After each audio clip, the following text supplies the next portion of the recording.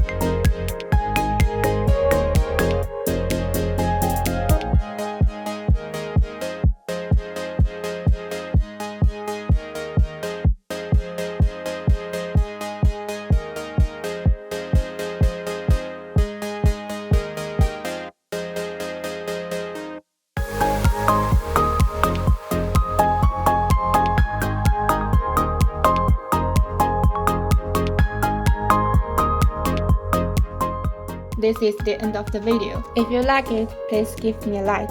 If you want to see more flowers, please give me a subscribe. Thank you very much.